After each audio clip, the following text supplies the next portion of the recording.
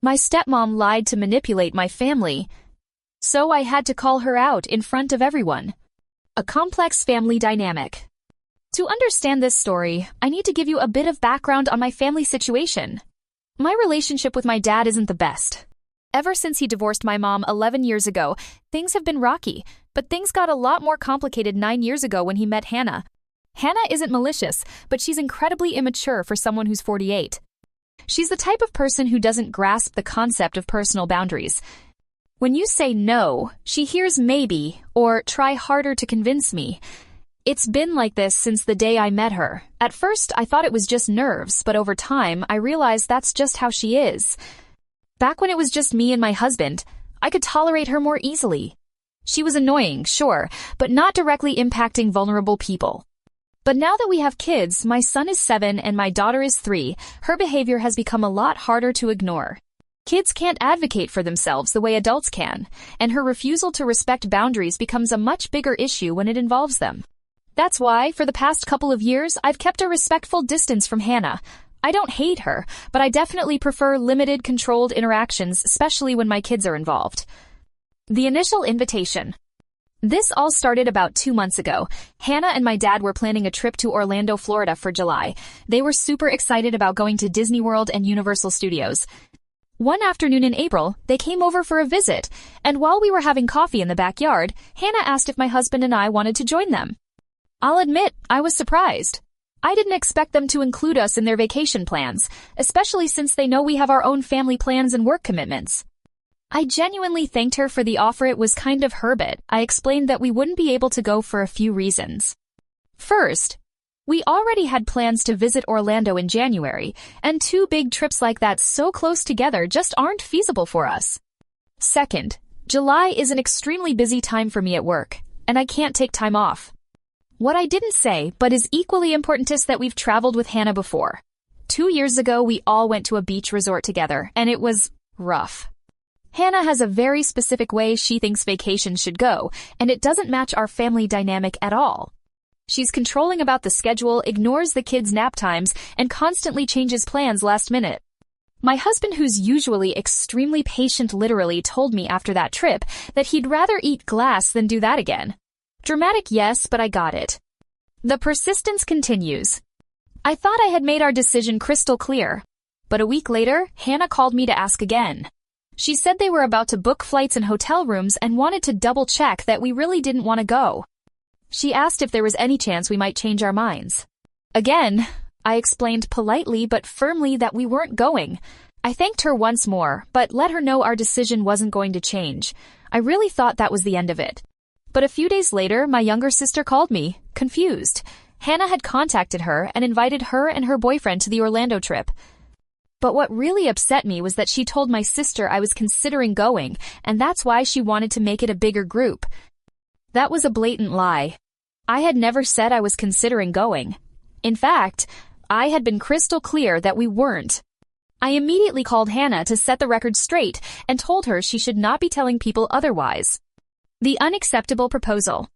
I figured that would be the final straw and she'd drop it. I was wrong. A week later, Hannah reached out with a new idea that left me speechless. She asked if she and my dad could take my kids to Orlando without us.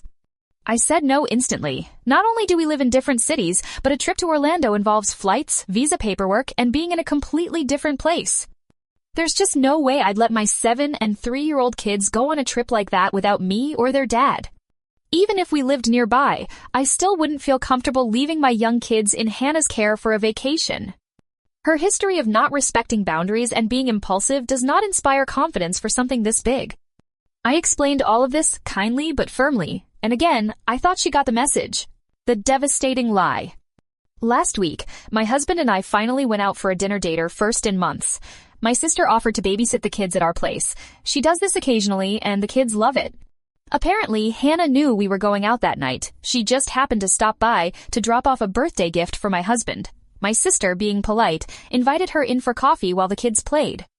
And that's when Hannah did something I consider an unforgivable betrayal of my trust as a parent. Without asking me or even giving me a heads up, she told my kids that we were all going to Orlando in July. My sister told me that she said it very casually, like it was a done deal. Something like, Aren't you excited for our Disney trip in July? My 3-year-old didn't fully get it and didn't react much, but my 7-year-old lit up in a way that absolutely broke my heart when I heard about it.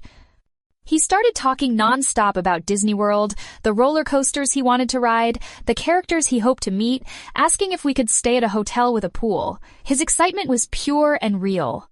And, of course, seeing her brother so happy got my toddler excited too. When we got home that night, we were bombarded with questions. When are we going to Disney, Mom? Can I pack my toys? Are we really going to see Mickey Mouse?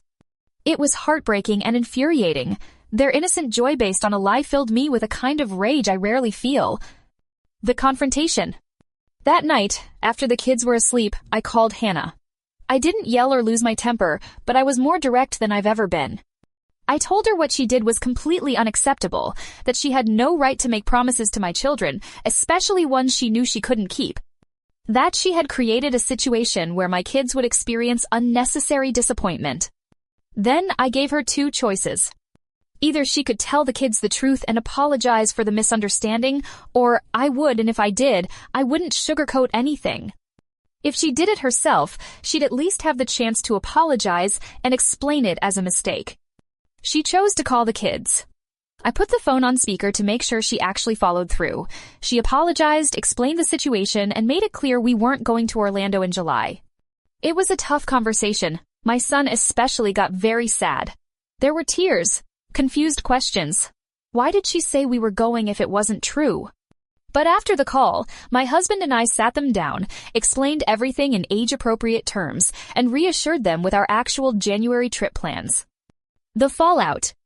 Yesterday, I got a text from my dad that made me even more upset. He said he didn't like how I handled the whole situation. According to him, Hannah is still upset and feels like the kids are mad at her now and that I've damaged her relationship with them. He wants me to apologize to Hannah or at least tell the kids to forgive her. But I'm not going to do that. She's the one who lied to them. She's the one who created this unnecessary drama. We've been going back and forth all day. Neither of us feels good about the conflict, but I honestly don't know if I'm being too harsh or if I'm just standing my ground. On one hand, I get that Hannah probably didn't mean to hurt anyone. Maybe she thought she could somehow change my mind or that things would magically work out. But on the other hand, she dragged my kids into a lie. And to me, that's unforgivable. Final thoughts. This whole situation has made me reflect a lot on family boundaries and the importance of protecting kids from adult drama. Children shouldn't be used intentionally or known as tools to pressure their parents. It also made me realize how much harm people can cause when they don't respect boundaries, even if they don't mean to. Hannah's inability to accept no eventually led to a situation where my kids got hurt. Now I keep wondering, was I too harsh? Or was it necessary to be firm to protect my kids and set clear boundaries for the future? Was I the villain here? That's the question that keeps me up at night. Should I have handled it differently? Should I apologize to Hannah just to keep the peace? Or was I right to stand up for my kids like I did? I'd love to hear your thoughts, and if anyone else has been through something similar, how did you handle it? Some people hear no and take it as try 5 more times, but with a friendly smile. They dress up pressure as kindness, like that makes it any less pushy. But saying no is also an act of self-respect. And when kids are involved, setting boundaries isn't just valid, it's non-negotiable. If someone gets offended because you didn't let them manipulate you, maybe the problem isn't your response. It's their expectations.